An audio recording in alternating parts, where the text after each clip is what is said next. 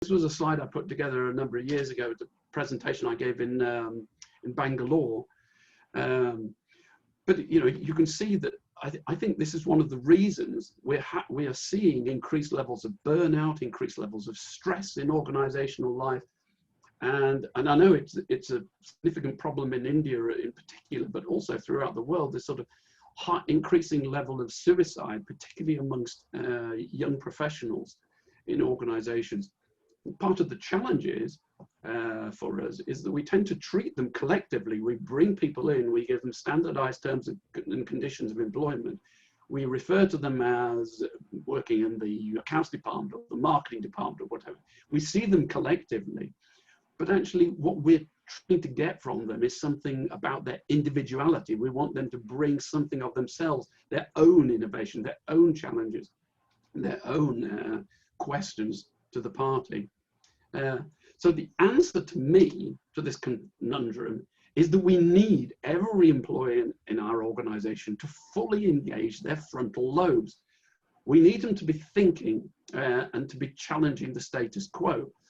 But how can you possibly achieve this when it runs contrary to human nature?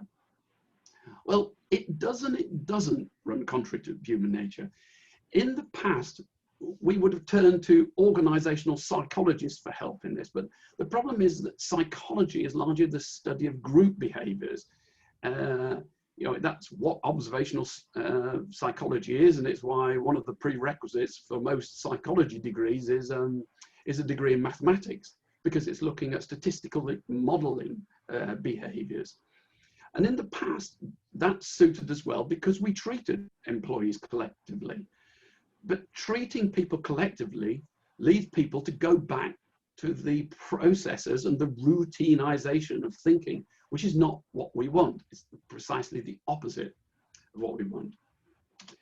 What we want is to treat people as individuals. It's individualism. We want to get the benefit of their own unique perspective. It becomes cumulative. Now, I'm not claiming that applied neuroscience is the only way to achieve this at all. But in my experience, it's the most impactful means by which it can be achieved, which is why we, again, separated it out as a separate business.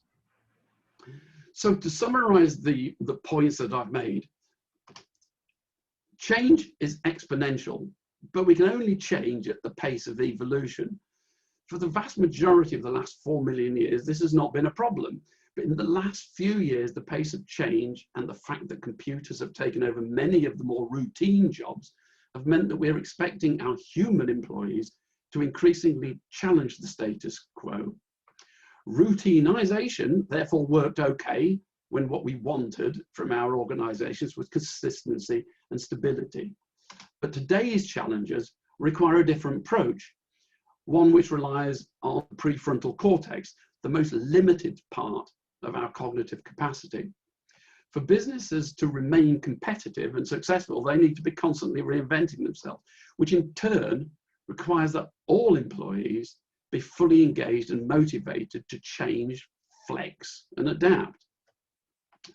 And the best way we have found for achieving this is through the use of applied neuroscience, which provides a proven methodology for improving productivity and performance in the postmodern and the post-COVID world.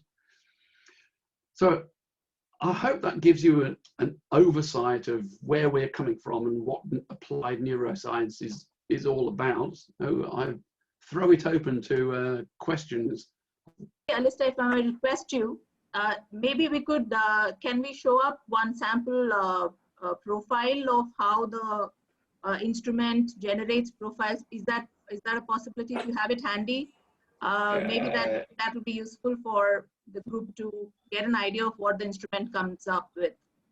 Yes, I can do that. Yeah, that in fact, Deepa, that was precisely my question. The what is very interesting. So I am really curious to now see the how. Yeah. So how is this model used to, What this gives people is that insight, not into skills and abilities. So this is not telling anybody what a person is good or bad at. It is giving an insight, though, as to why they are the way they are. It's what we describe as their sources of energy and motivation. So if you take my profile, for example, it's quite clear that, you know, I score most highly in the reasoning and spontaneous quadrants, and quite lowly in the specific and feeling quadrants. But that doesn't mean to say that I'm not feeling or that I can't deal with detail at all. It's that my motivation for those things comes from the, you know, the more spontaneous and reasoning perspectives. The second page of the report then provides a breakdown of this into our personal lives and our professional lives, and how that may flex between the two.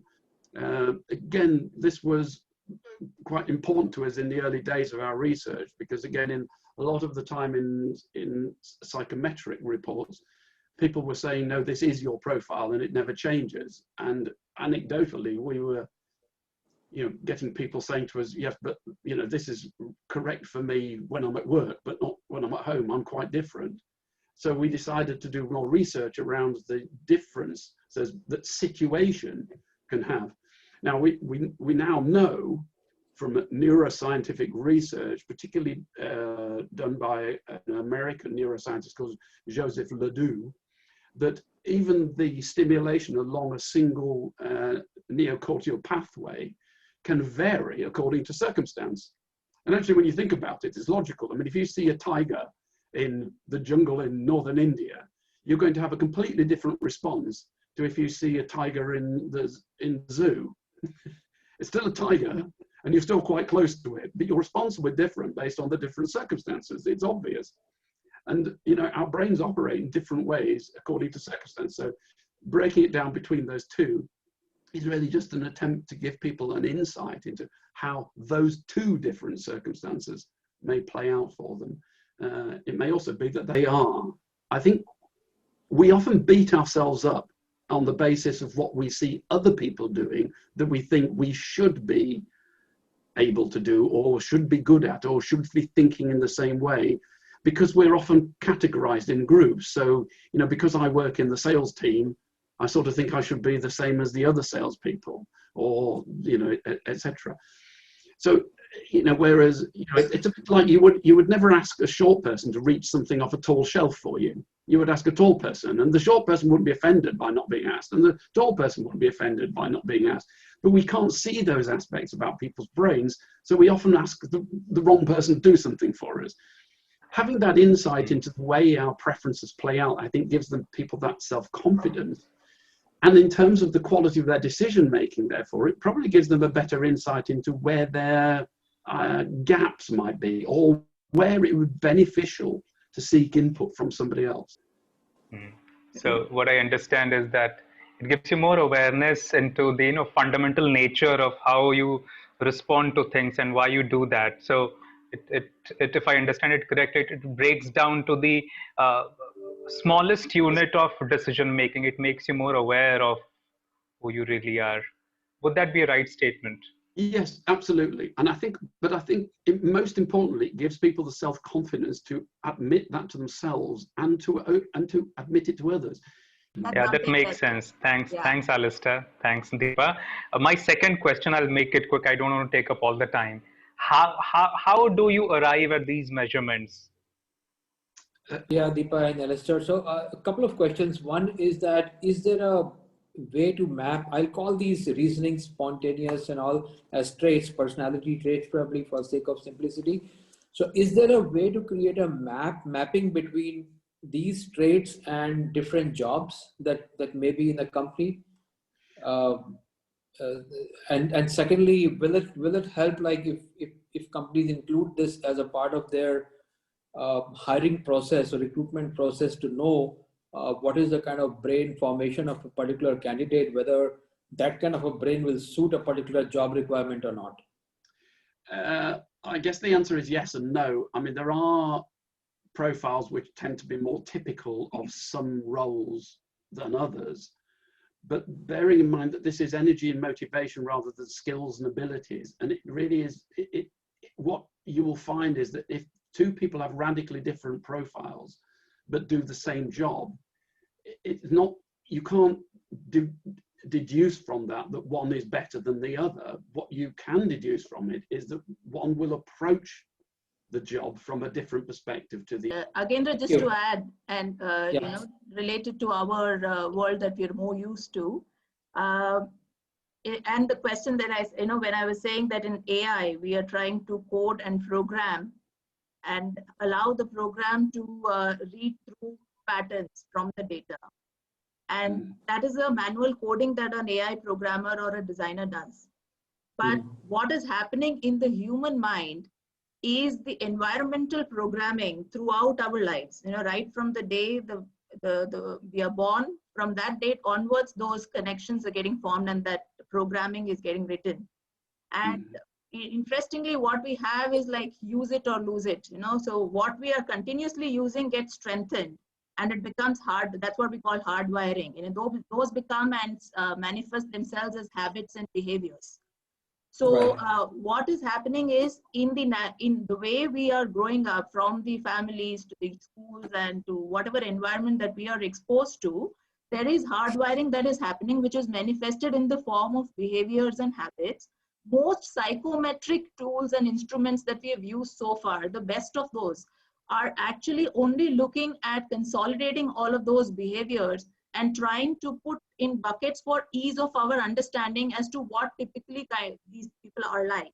And because these are, you know, genetically also influenced, so there will be some commonality, and therefore we are able to put people in brackets. So when you said whether spontaneous feeling, specific reasoning, they're all traits, and I would put them as traits, probably, you know, they're words that they've used in the tool to describe, but it is basically saying which part of the brain gets activated first for me. So for in Alistair's case, what you can see on the screen, 49% of that, the spontaneous side of the brain is what he maximum uses. And typically beyond 60% at any point without any effort, as human beings, anything between 50 to 60% is what we use our brain with when we have to do something without thinking. Critical thinking is different. When we go beyond and try to use better parts of our brain. So anybody, like he correctly said, this is not a skill or an ability, but it's a natural energy motivation. So what, without thinking, I'm able to do. So for Alistair, he will first use the right top corner of his brain, which is more spontaneous, which is adventurous, which wants to do, you know, which is wanting to take risk. And he will probably use the second. After that, will go to reasoning, but maybe a lesser portion of it, because his 50-60% will get over with a little bit of reasoning, as you know, logic of why he should do that. So likewise, every you know, human brain will have, we would have all got wired in a way that, you know, we use some part of our brain more, and in the processing continuum, we use like whichever is the maximum, we would use probably in that proportion of different parts of our brain. Now, when you say that can a person change, you know, of course, the awareness is the first step that, you know, I'm using this. But again, it requires hardwiring, and therefore it takes time to build new habits and new behaviors. It is not an easy job to, you know, really, the wiring can happen. If you completely change the environment, you start doing something regularly again, then since you are using that part of your brain now, that becomes a habit. Like Alistair said, his profile changed. My profile changed in 3 years. And what is essentially important is that in a team and the kind of job, if some kind of natural preference is going to be useful for the person to, you know, without any effort, if we have to really make that job interesting for the person, he will be more motivated to do and deliver there and get more productive. Then it is, you know, that's the way probably we can make use of this in our hiring and the team formation when we're doing in our. I have a quick question. I was wondering how this can somehow help our R&D team. Because as you understand, Deepa, my R&D team is trying to improve our learning experience products, which essentially, so I'm wondering whether there's more dimension that can come through this questions, the kind of report that you generate, which can allow my team to, you know, make better learning recommendations on our learning platform for individuals.